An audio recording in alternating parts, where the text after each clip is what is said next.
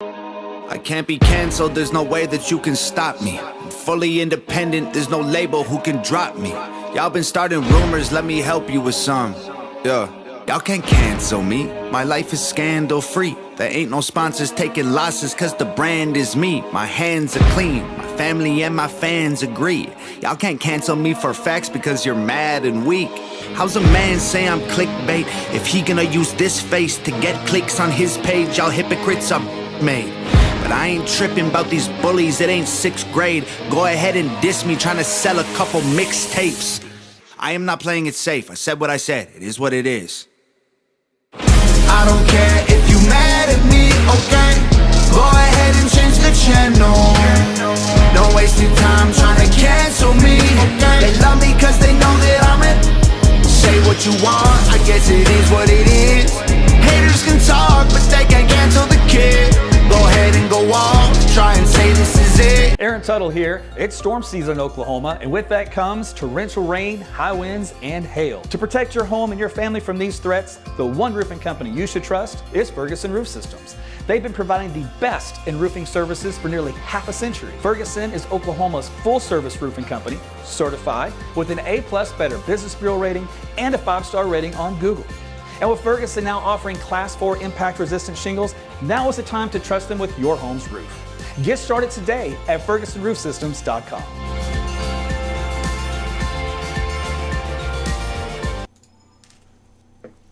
Hey everyone, Meteorologist Aaron Tuttle back with you on a Sunday night about 9:30. So thanks for joining me. Hope you're already in your PJs, wound down from a busy, productive weekend. Great weather. Will it continue as we head into our work week? That's the big question. Now, if you read my blog earlier today, you noticed there's some monkey business to speak of. And we're going to speak about those monkeys, and we're going to see if anything's changed in the data that's been coming in here the last few minutes this evening. It'll be one of those deals, I think, where we'll look at tonight's data and look at tomorrow morning's data, kind of fine-tune things. But it's starting to get a little bit more clear than it was earlier this afternoon. So that's some good news. We're going to see the difference of that here in a second. So please like and share this video with all your friends and family. Tell them about AT's weather. And when it comes to tracking tornadoes, make sure you let them know that there's an alternative means to get that information without all the scare tactics. By the way, Debbie, I see you with some stars tonight. Loretta as well. Montez in the house, well, thank you. All right, let's get on with the program, shall we? So first thing, let's see, I want to do is highlight the severe weather threat. So this is from the National Weather Service. It indicates potential, again, the key word here is potential, not a guarantee, slight risk of severe weather just near the Oklahoma City metro area, points south and east. This activity, actually, believe it or not, really sets up to be more of an eastern Oklahoma threat than it does a central Oklahoma threat. In western Oklahoma, if things go well, nothing at all for once. But the slight risk will continue out here across a good chunk of eastern Oklahoma and northwest Arkansas, and not even on this map, but southwest Missouri. So if you guys are watching me in southwest Missouri, yes, you are under threat of some severe weather. Now, the Tulsa office put this out earlier this afternoon. They're talking about the hail potential up to around 2 inches in diameter. Some big hail. Wind gusts up to around 60 and a couple of tornadoes possible here in the yellow shading. And then they had the red shading. Same kind of similar deal. Tornado possible. Now, the caveat here is they removed this graphic a couple of hours ago, probably because they're going to tinker with this because they try to get real specific a little early. And it could easily be one tornado here and a couple tornadoes down here. They don't want to flip the message. The message needs to be there are going to be a couple of tornadoes at least in parts of eastern or southeastern Oklahoma and western and northwestern Arkansas. So that's the take home from that. Now the Storm Prediction Center, after we get past Monday, looks fairly quiet from that point forward on Tuesday, and then all of next week, not all of this coming week. But I will, if you read my blog, you notice there's a big change in the jet stream that's trying to unfold this week, and so a lot of this is all uncertain. It says predictability too low. That's the key word there, meaning there's too much uncertainty on what to do, so they're just leaving it blank for now. So I do expect severe weather threat to come back on Saturday as the pattern changes. We'll talk about that here in a second. Meanwhile, we are expecting a big cap, and we can look to our west. This is the forecast out across western Texas with a west wind and a temperature around 22 degrees or so as you get around 750 millibars to around 800 millibars. And that's usually where our capping temperature kind of resides. Now the air is mixed out here out in western Texas. If you look at Amarillo, same kind of idea. West of us, these temperature profiles are pretty warm. The one here in Oklahoma City, let me launch this one back up. It didn't complete tonight, so Oklahoma City didn't get a sounding. Let's see about Dallas. Did Dallas get a sounding? They did, and they have just a little bit of a cap right here. So our weather will be similar to this sounding here. There's our little nudge, that little baby cap, right? Well, that's a baby cap. When we get that westerly wind coming in, ushering in that warmer air, our cap will increase. And that's a big factor for tomorrow, which is why a couple things. The front comes in a little early, and that cap was in place. That should keep central Oklahoma, for the most part, dry, storm-free. So the key word here is, where is that front? Well, let's take a look at the dew point value and look at the winds. And what we're going to watch for is an area of low pressure developed here across central Texas Panhandle tonight. That will move across southern Oklahoma and set up shop. Looks like earlier the models had it close to Tulsa. Now they've dropped it down south, probably about in this vicinity. So let's see how that stacks up here as we go through time.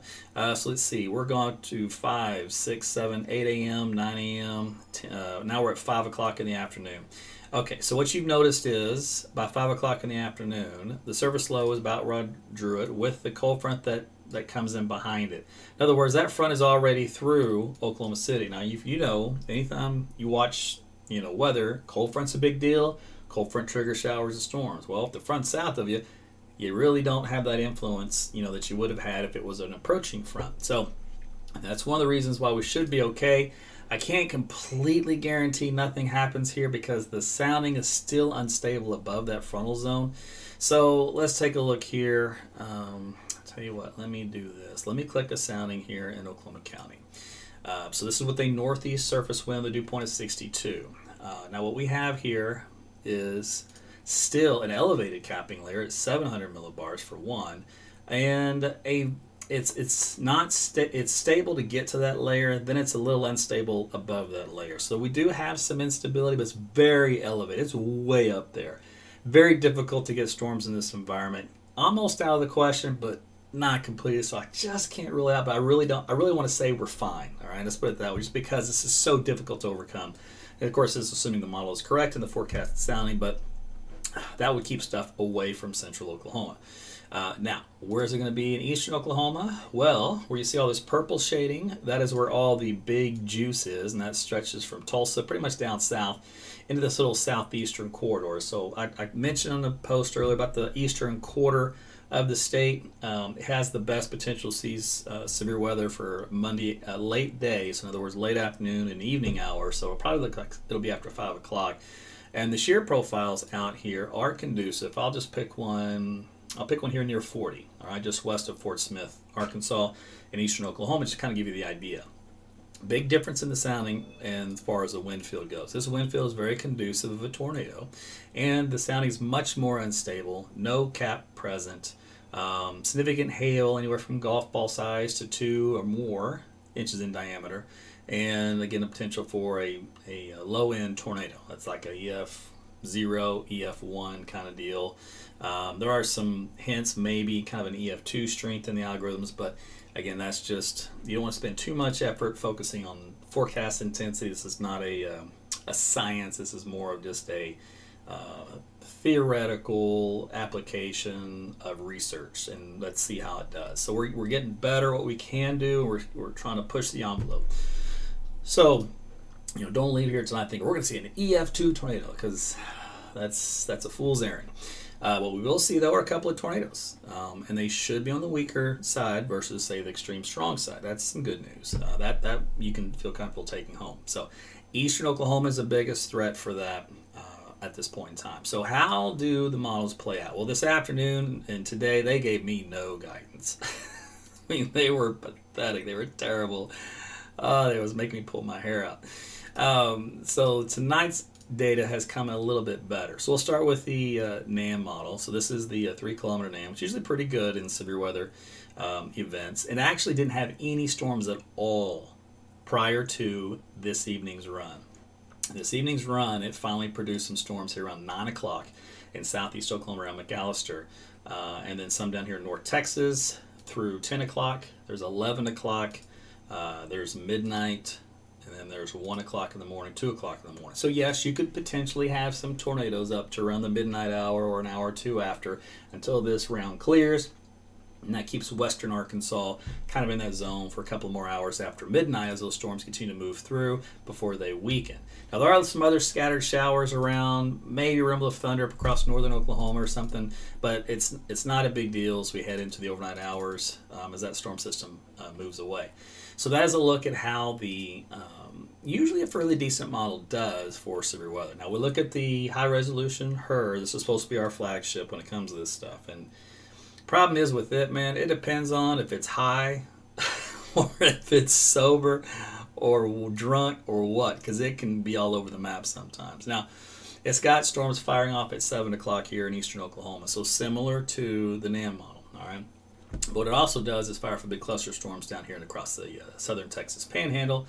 And why is that important? Well, because those would be elevated hailstorms that move in. So if we go through time here, those kind of ride along the Red River. Meanwhile, and they're big storms, they're big hail producers. So there are going to be some big hailstorms down here along the Red River. And that could be either, probably both sides of the Red River. So there'll be one across southern Oklahoma, and there'll be one across northern Texas for sure. All right, then we still have those little scatterings of storms in the eastern Oklahoma. There's midnight hour, there's 1 o'clock, they're moved on out. So again, right around to about midnight is the threat there. So we'll call it from 6 p.m. to midnight is the open window. The signatures out here in eastern Oklahoma do indicate some helicity tracks, so it does indicate probably a fairly conducive environment for tornadoes. I'll pick a sounding here, and the HER likes to get really excited sometimes on these, what they call a PDS tornado. What that does is sometimes that whatever it thinks is going to be there via wind shear instability, it triggers higher and higher thresholds. So it's going nuts with the wind speeds, which is vastly different from the NAM model. Instability is about the same, and it's got the potential tornado strength of an EF4, for example. But again, this is just a model, and sometimes these models do this. They get a little carried away on the output, and I've seen it where they've done that, and we've never even got a storm, much less an EF4 tornado. But it's just something to look at for that. But anyway, meanwhile, that is how that kind of looks on those two models. We've got some other cam models, and I looked at earlier today. So these cams are convective initiating models. In other words, they're supposed to be designed to handle convective type situations much better. And they're just now becoming active. Most of them have been fairly quiet, but they're finally starting to kick into southeast Oklahoma, so they're kind of focusing down that area. And the second region is up here in northwest Texas, which again, I think a storm could cross over the Red River down there into southern Oklahoma, say around the Ardmore area, maybe points a little west from there. But you can see how that kind of event unfolds. Let's take a look at another one of those cam models, and we'll see if anything's changed with it. This is all news, first time I've seen it, so I kind of have to look at this, kind of see how it compared to my forecast from earlier today. And similar idea, slight differences, but otherwise similar. So there's a lot more cohesiveness than there was in prior data, which gives me more confidence, because if you read my blog, my forecast was for a couple of storms to break the cap here in eastern Oklahoma, and a couple down here in southwest Oklahoma and northwest Texas that would ride east. So these would be hail producers along the Red River, and then these over here in the east and southeast Oklahoma, a couple of those would be tornado producers. And yes, that could move into Arkansas, producing a tornado there. So that is a look at how that unfolds. Now, long term, the jet stream pattern is going to try to become due westerly. Call that a zonal flow. Now, in that zonal flow, we get these little upper level disturbances that move by. They're not always sometimes strong, sometimes they're fairly weak, they're just little ripples, and it's hard to time them out to be, to exact timing. And it's a lot easier when you got a big bowling ball heading your way, which is one massive storm system. It's in, it's out, it's fast paced. So we call kind of brute forcing, synoptic. This is more subtle forcing with these little waves and perturbations that come through, and they can interact with the environment and then sometimes cause some chaos. So we're kind of trying to transition to that chaos pattern. This is for the 8th, so this is Saturday. So on Saturday afternoon, this little upper disturbance should be right about here into eastern New Mexico. So that should start to influence western Oklahoma. So that's kind of why we got to take a look and see how the surface looks like. And right now it's like a dry line will be setting up. So we could have some storms and severe storms on Saturday. Too early to get details and all the other stuff, but that's just kind of what's in the cards for right now. Oh, by the way, I meant to look at this tech model earlier. It's also started to come around So it's great. These models are finally coming around. I wish I would have done it earlier, but that's okay. So we got a couple storms here in southeast Oklahoma. These little red lines are helicity tracks, which indicates hail and potential tornado. These ones out here indicate hail, and you can see how they go through time. Again, that's midnight. They're moving out of Oklahoma into western Arkansas. Still get those helicity tracks. It doesn't hang on to these ones out of northwestern Texas. They kind of fall apart. That's the only change I've seen in that model, but at least it does get the southeast Oklahoma stuff. Now, if you notice in all those models, Tulsa's completely storm-free. You're not dry, you'll get some rain overnight, but you're storm-free as far as severe weather goes. Next round of storms looks like there'll try to be some that move out of Kansas, Colorado, and then kind of drift into northern Oklahoma by Wednesday evening, and then these should kind of slowly fall apart. So whether or not they'll still be severe or even close to severe, maybe they'll just be generic thunderstorms, still too early to tell. Atmosphere is not exactly primed for severe weather at this point in time, but it's just a signal. But that'll be our next rainmaker, at least for the northern half of the state, we'll call it. Will be the most likely area of getting a little bit of rain with that one. And then Saturday will be the next big potential day. And then from that point forward, it starts to get real chaotic. So it gets difficult to try to narrow down specific days of storms, and we'll do our best here. Okay, your 7-day outlook, or 10-day really. Temperature trends, not bad today. It won't be bad at all tomorrow. However, it's going to be quite chilly on Tuesday because that will be a pretty good front. And then we're back to great San Diego weather for Wednesday, Thursday, and then we start to warm up a bit, and then we're back into the 80s. So the weather looks pretty decent. Now, there's a big question mark here. It all depends on how the models do for this Saturday, Sunday. If the dry line sets up, it gets some storms, and there's that little disturbance, that's all it does, then we're still warm the next day. If it's able to kind of form and drag in a little weak cool front, we may cool this down by a few degrees back into the low 80s. That's the only significant difference I would see. Otherwise, weather looks pretty good temperature-wise here for a while. All right, so that was a lot to tell you on a Sunday night, but I wanted you to have the whole picture for the upcoming week. Make sure you use my weather app. It's free. It's called AT's Weather to Go. It'll give you your daily temperature, your daily winds, cloud cover, all that kind of stuff. So when I do these type of forecasts, if you've noticed, I focus on the big picture. I give you the highlights of what to look for, and when it comes to severe weather, I'll detail the best I can for you. The daily stuff, man, you can get on an app, and it takes you, literally a minute or less to get all the information you need. So that's why I leave most of that kind of stuff to the app and to my website, AaronTuttleWeather.com. It's got all the forecast stuff on there that you can look at. But for the blogs and for these live videos, I try to focus on impactful, events that's going to affect you during the week and things to kind of keep in the back of your mind. So that's kind of how I do the forecast now. I've kind of had to, fluctuate and change things over time since I've been doing this since, how long have I been doing this? Let me think for a minute. I started the Facebook page about 2010, and then I did that for about 3 years, Facebook posts, and then I got on Twitter, which, Twitter to me is a dead man's zone at the time. I get no feedback. It's crazy. So Twitter, and then I kind of went on from other social media platforms over time. But the broadcast for the live aspect of it started about 2014. And so I've kind of been fine-tuning and changing things, how I evolve to work around my schedule and stuff. So when it comes to tornadoes, I'll try to cover those for you live. It's always been the case. I'm usually free after about 5 o'clock, sometimes maybe an hour earlier if I can arrange my schedule a little bit. But usually during the day, if something's going on, I'm probably going to have used my app, or worst case scenario, you might have to get your information from somewhere else. If it comes to a tornado situation, I try to work around it and work that into my schedule. But I typically don't cover just generic thunderstorms or just your typical wind and hail, just because we usually get those a lot in Oklahoma, especially in the springtime, and that would eat up all my time, and I can't do that. I've got a job, so I have to work with what I got to work with. Now, certain events like the one in Oklahoma City on the south side of town with the big hail maker, the big wind maker, now that I covered because that was a big magnitude event. That was a $1 billion damage storm. That was nasty. So those kind of things I do focus on as well. So just kind of give you a background if you're new here, or if you've been following me for a while and you don't quite understand my reasoning or my ins and outs. Now you got it. You got the big picture. All right, let me jump a couple questions, and then I'm going to turn you guys loose for the evening. So on YouTube, I see you, by the way. Sorry, YouTube guys. Jim, I see you. YouTube, for whatever reason, they gave me some fits last week, I had about a 50-50 shot at making it. Even though I did the exact same thing every time like I've always done. I think I finally figured out the bug that they've somehow introduced, and I think I've got it now figured out, so that's good. Let me go to the Patreon page.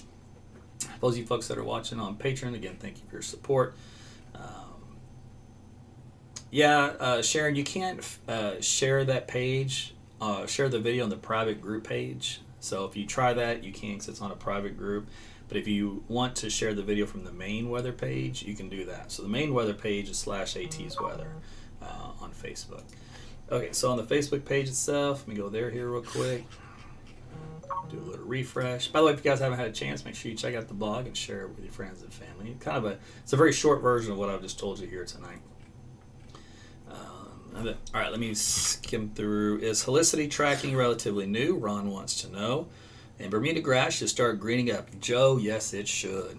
It loves the 60s at night, so it's finally kind of getting there. Brandy says Facebook just notified me. Listen, Brandy, I can't stand Facebook for various reasons. They keep jacking stuff up. They mess up the notifications. They'll tell you that I just posted something. It'll be from 2 days ago. I mean, that's ridiculous. So obviously they're having some problems. I don't know what they've done, but they've messed things up. So I don't know when this can get fixed. So what I should suggest you do and everybody else is, I know y'all don't want to do it because everybody loves their one specific platform. I get it. All right. I know you like what you're comfortable with, but I'm telling you, if you want to get notified when I go live, you got to follow me on Twitter, YouTube, and Facebook. And then soon will be Gab. And you have to click on Get Live Notifications. All right. Between the 3 platforms, one of them is bound to work correctly and let you know at the time I'm actually going live. And then you can pick whichever one you want to watch from. In other words, you could just sign up for notifications on YouTube, get them, swipe it away, and then go to Facebook. That's how it's the best way to work that. And then you can also be a supporter, and I get you access to our private group page on Facebook, and then that's also another way to get notified. And it's supposed to work better than the main group page. Okay, so other thing, Ron says the helicity tracking relatively new. So yeah, we're pushing the science as much as we can. So a lot of these CAM models that were talked about, they're designed for convective development, updrafts, rotation, all that mess. So we can actually now use that model data to try to track individual aspects of the supercell storms, whether it be hail, the wind, potential tornadoes, that kind of deal. So it's really cool stuff, and it keeps going in the positive direction for weather, which is great. Chaos is good for softball and baseball, not so much for weather. Right. Cody, you're welcome. Thank you for the stars, my brother. I know, Ashley, you guys do need some rain out west. We're working on it. Saturday might be your day. You might even get little showers tomorrow, piddly stuff. I think you live pretty close though to the northern friend of where the hailstorms may develop. That's probably the best. Otherwise, I think they'll be just right along the Red River. So you're close, but it's just not quite set up out there yet. Jason, I see your comment. Jen says, my son's birthday's on Saturday. I will keep you informed. You're welcome, Jamie. Glad to help you out without the drama. So Courtney says, how is Tulsa looking? So Tulsa is in a weird spot. You're kind of like Oklahoma City. The front comes through you a little early. The surface low, the best instability is south of you.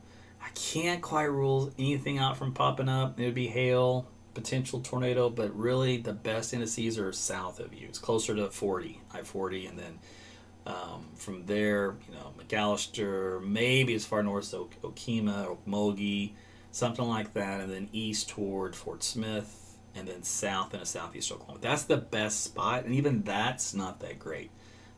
It's a slight risk. So it's not enhanced, it's not a moderate, it's not a high. It's one of those, there'll probably a couple of storms and there'll probably a couple of tornadoes, kind of a deal. All right, let me see what else. I think there was another question I had read and then I forgot to answer, or maybe I didn't. Let me look. Oh, somebody, Tamara, can you do a quick recap for those of us who were on late? And then Nikki, I just answered the question about hail. Brian, as far as north central Oklahoma, it looks like just some showers. Will Durant get anything this week? You're late too, Haley. Yeah, you might get a hailstorm tomorrow evening.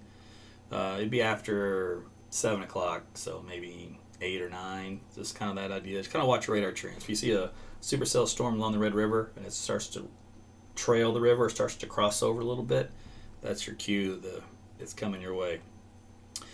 Suzanne says Metro timeline. There really isn't a Metro timeline. The cold front comes in the morning, mid morning. So our wind shift line comes out of the northeast at that point.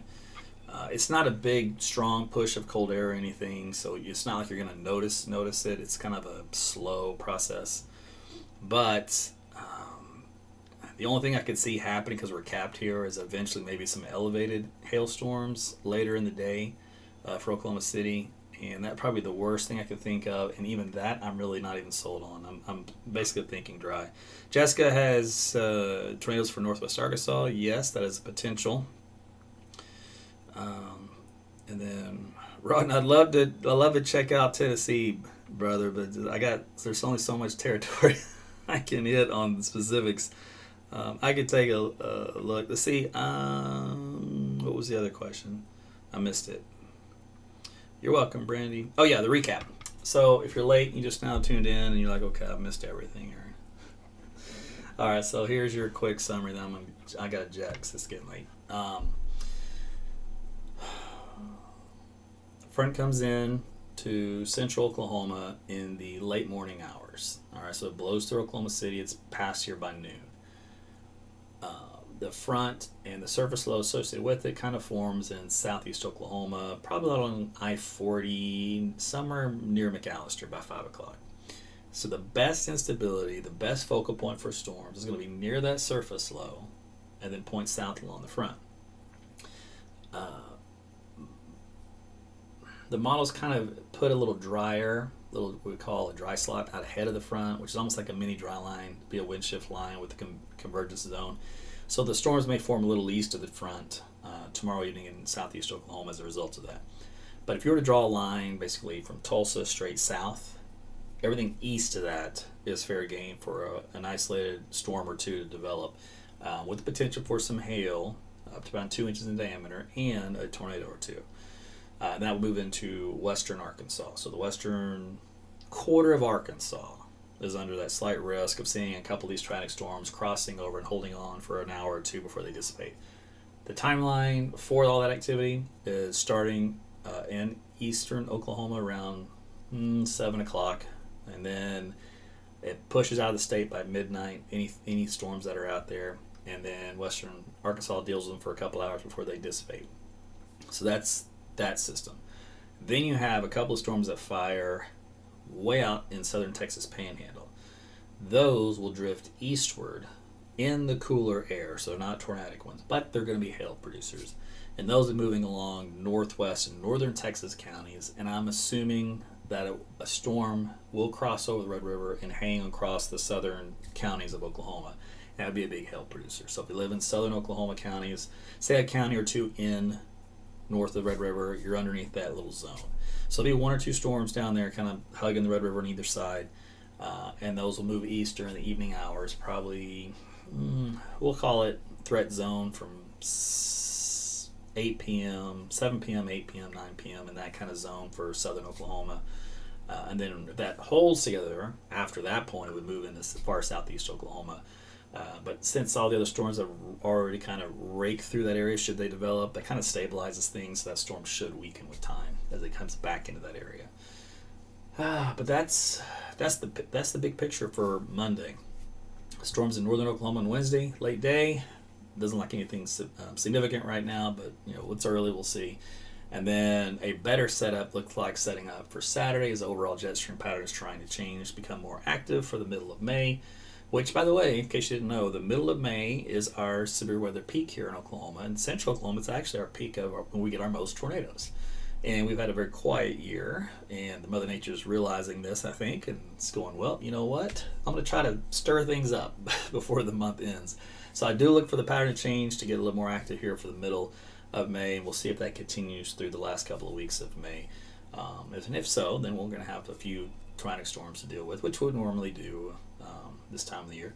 And then as we transition into June, well, we'll see if we go into our normal northwest flow event, which is those little squall lines that come in from Colorado. They usually bring quite a bit of rain with them, which is good because we need it, setting us up for the summer. But sometimes they come with a little bit of hail, a little bit of wind, and depending on the timing and strength and all that. So Brennan wants the sounding for Tulsa. So I'll tell you what, I'll show you